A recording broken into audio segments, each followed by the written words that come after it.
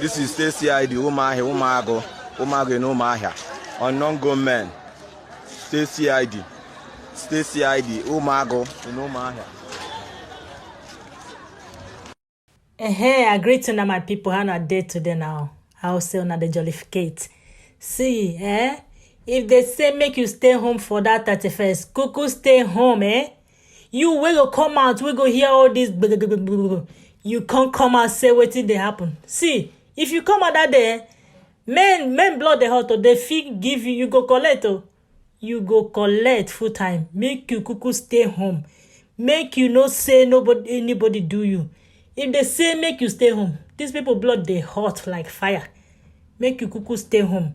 Make you no go anywhere. If you won't buy anything, go buy and today, tomorrow. Because tomorrow there is partial lockdown. You should go church tomorrow. You should go buy some things tomorrow. But on Monday, they say make una obey simple instruction. Haba, what did happen?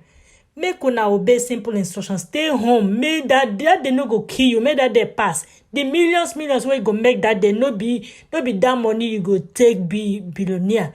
Make you cuckoo stay home. Make nothing no happen to you. Now what I feel give una come. Now what I want advice on now because these people up when you have for outside here what I go. So how come man you stay home I don't tell my own finish. Okay, I go see you now for the next one. Bye.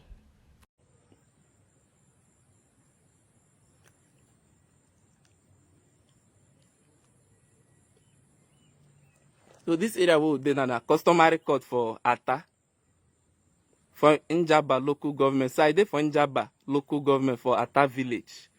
So this now the customary court where waiting happen this morning be happen. You had to set the place ablaze. So yeah, now the customary court. You get the statement where the former President General be put for social media. In because say this customary court, they try build them for the community to enable the village people access government properties. Say even before this attack, say their current President General they attack in house and they kill the wife. Say that one happened a week ago, and now this one can happen for the community. So in the thought say the thing pain them well. And when this attack be happen, everybody for the village, the day for bed, they sleep. They be not even know when this attack be go on for this area. So where would they na Ata community for Njaba local government, their customary court. So yeah, their customary court for Ata community.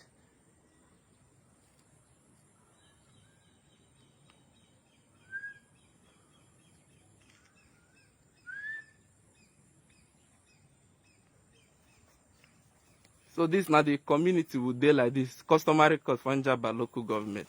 So Njaba dey inside Imo State, and Njaba dey under Olu zone.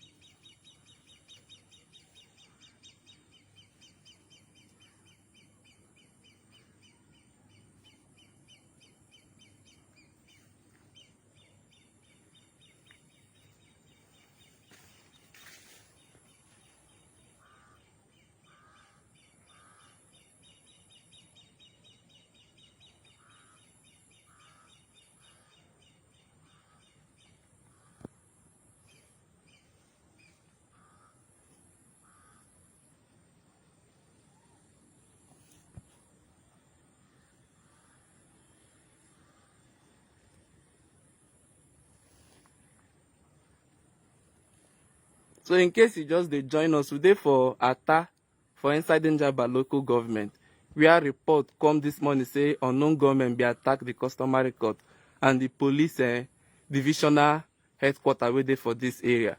but report wey reach us say they set the customary court ablaze, and all this thing happen early hours of today this morning for Atta for Njaba local government.